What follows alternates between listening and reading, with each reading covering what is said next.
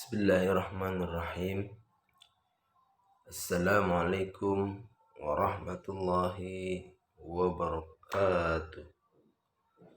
Hai teman-temanku semua yang masih berada di rumah, yang masih setia untuk belajar dan ibadah di rumah. Apa kabarnya hari ini? Mudah-mudahan saya berharap kalian selalu tetap sehat walafiat dan dalam lindungan Allah Subhanahu wa taala. Baik, teman-teman sekalian, alhamdulillah, puji syukur kita selalu panjatkan kehadirat Allah Subhanahu wa taala. Pada pagi hari ini kita masih dipertemukan oleh Allah Subhanahu wa taala di acara bincang Morning Talk pagi hari ini. Ya, baik teman-teman. Ucapan syukur kita selalu panjatkan kepada Allah Subhanahu wa taala yang selalu memberikan nikmatnya kepada kita yang tak terhitung jumlahnya. Nah, sebagai ungkapan rasa syukur itu yaitu ada dua unsur dalam kita bersyukur kepada Allah Subhanahu wa taala.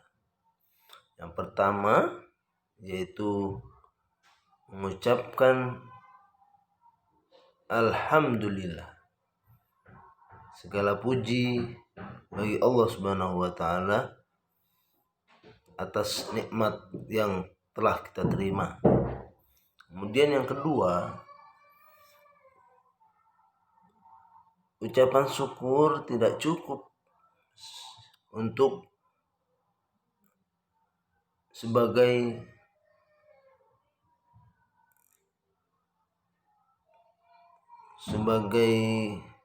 ungkapan terima kasih kita kepada Allah Subhanahu wa taala, tapi harus dibarengi dengan syarat yang kedua, yaitu kita menggunakan nikmat yang telah diterima oleh Allah Subhanahu wa taala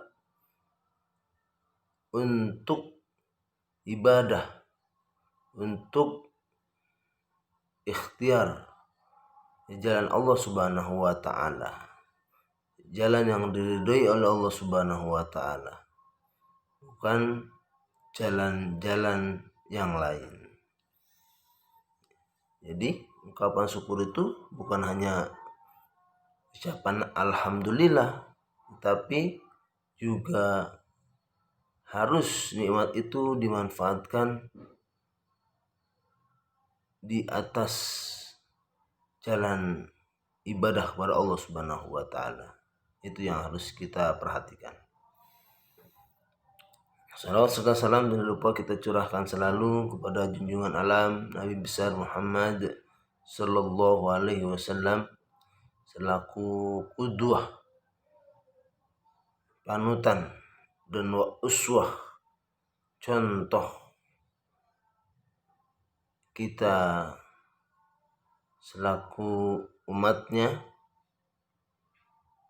untuk selalu mengikuti jalan sunnah beliau hingga akhir hayat. Baik teman-teman sekalian, perlu kita ketahui bahwa nanti di padang mahsyar diri kita manusia seluruhnya dikumpulkan oleh Allah Subhanahu wa taala di padang mahsyar untuk menunggu pengadilan Allah Subhanahu wa taala, untuk menghisab amal-amal kita. Yang dimana diceritakan di dalam sebuah hadis, matahari itu sejengkal dari di atas kepala kita, sehingga nanti kita akan menemukan orang berkeringat ada yang keringatnya semata kaki, ada yang sedengkul, ada yang sepinggang, ada yang sepundak, ada yang sekepala, bahkan ada yang tenggelam dengan keringat mereka sendiri. Tergantung dengan amal ibadah yang telah mereka lakukan di dunia, apakah banyak ataukah sedikit. Nah, namun dalam sebuah hadis Rasulullah SAW bersabda yang artinya, di mana tidak akan ada naungan di akhirat nanti kecuali Allah akan menaungi 7 golongan. Yang salah satunya yaitu adalah remaja ataupun pemuda yang hatinya terpaut dengan masjid. Jadi seorang pemuda yang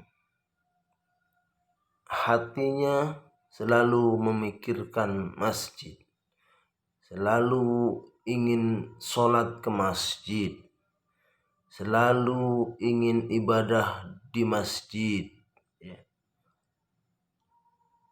Nah, ini adalah salah satu golongan yang akan mendapatkan naungan di akhirat nanti, yang mana tidak ada naungan selain naungan Allah Subhanahu wa Ta'ala. Dan golongan yang lain yaitu adalah 2 orang yang saling mencintai karena Allah Subhanahu wa Ta'ala, yang mana kedua orang ini dia bersahabat, dia bergaul, dia saling menyayangi, dilandaskan karena cintanya kepada Allah Subhanahu wa Ta'ala. Nah, sahabat kedua orang ini yaitu selalu mensupport, selalu mengingatkan, selalu menjaga saudaranya dari hal-hal yang tidak diridhai oleh Allah Subhanahu wa Ta'ala, sampai bertemu dan berpisahnya itu pun dilandaskan karena rasa cinta kepada Allah Subhanahu wa Ta'ala. Mudah-mudahan kita semua menjadi golongan-golongan ini yang akan mendapatkan naungan nanti di yaumil qiyamah oleh Allah Subhanahu wa Ta'ala. Dan semoga kita diakhirkan dalam keadaan husnul khatimah serta dimasukkan ke dalam surganya Allah Subhanahu wa Ta'ala. Demikian yang bisa Ustadz sharing pada pagi hari ini. Mudah-mudahan menjadi tadzkirah untuk kita semua untuk menjaga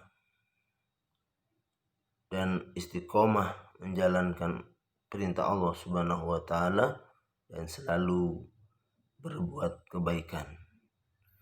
Akhirul kalam, wallahu muwaffiq ila aqwamit thariq. Wassalamualaikum warahmatullahi wabarakatuh. Semangat pagi.